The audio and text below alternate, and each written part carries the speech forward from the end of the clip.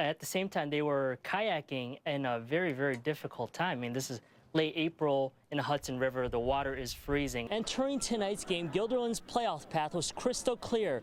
Win, and they're in. Training will take about an hour, and students and faculty will learn to use items like an Israeli bandage and a tourniquet.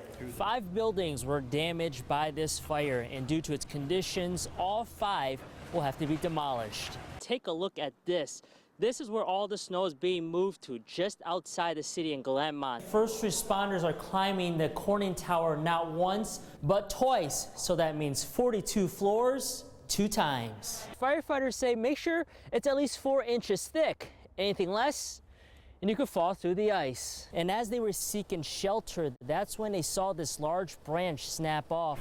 Every morning, Tylene Daniels walks down Schuyler Street in Cohoes to this corner. Mommy loves you, baby. She's been taking care of the flowers and candles here for the last 3 months. I just feel comfort when I come here. When I come here, I feel like he's with me. This is where Tylene last saw her son, 18-year-old Tyshawn Daniels, alive. According to Cohoes police, Tyshawn was shot multiple times here on June 30th. It happened just a block from where he lived. He was going in and out.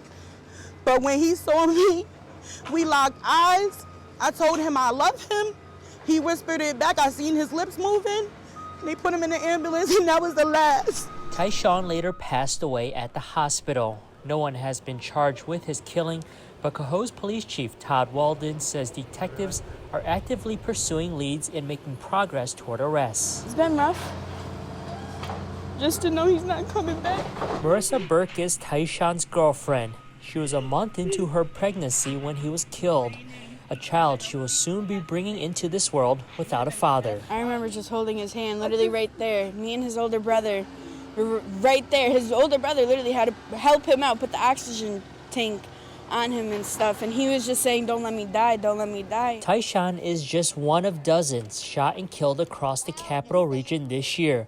While there has been arrests made in some cases, Tyshawn's killing remains unsolved. Tylene is pleading to the public to come forward if they have any information. I'm a mom who's hurting. I'm a mom who lost her son to gun violence. And at some point, it needs to stop. It's getting out of hand. She said to me as I Last week marked 3 months to the day Tyshawn was killed. Family and friends came together at Lansing Park with candles and balloons to honor and remember him, keeping his memory alive as they continue to seek justice. I feel my baby every day. Absolutely. And I'm just, I just miss him.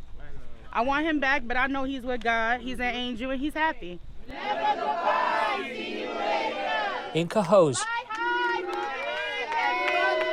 Jackson Wang, Spectrum News. We love you! Fly high, baby! It's never too late to try something new. Never too late to pursue something meaningful. Lichu Sloan found her passion at 49 years old, running. At 52, she completed her first marathon and never looked back. I was able to do 4 in first year and go from 4:17 to 3:57. Over the next 2 decades, her passion for marathons and traveling continuously collided. The Clifton Park native has completed the 26.2-mile run in every state twice.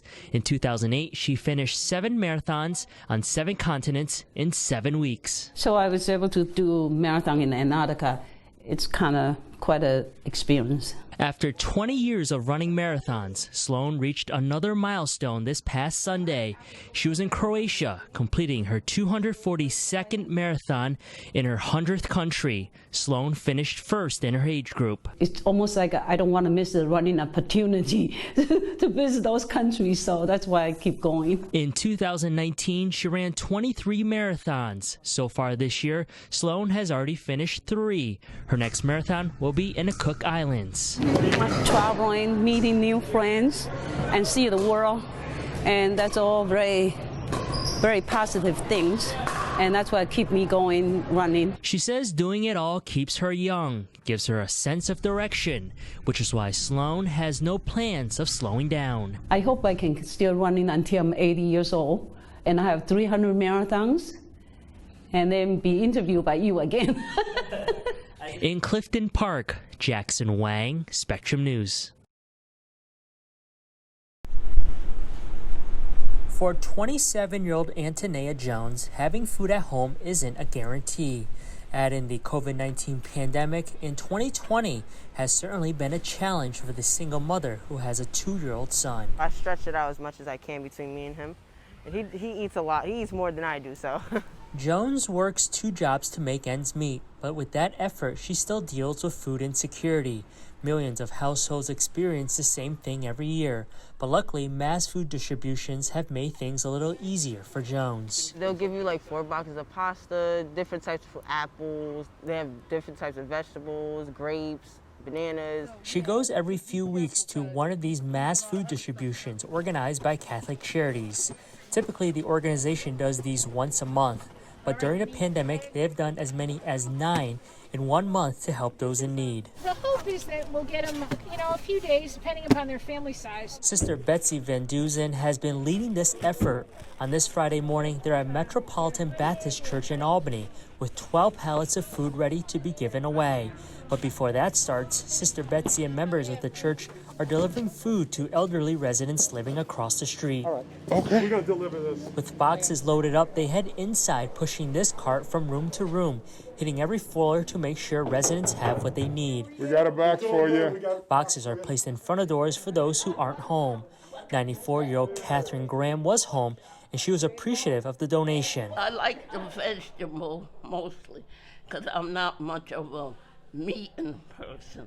I like vegetables because I can make salads. By 9:30, the group has visited all the residents. They take the remaining boxes back across the street. Table 3, go, keep moving. That's where a line of cars down 3rd Street are now trickling into the church's parking lot. These are challenging times, but we are blessed to be able to assist and to give to those who are in need. So far this year, Catholic Charities have loaded up cars with more than 700 tons of food.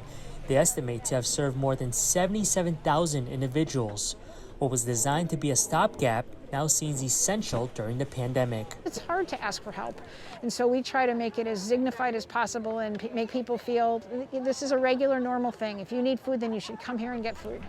In Albany, Jackson Wang, Spectrum News.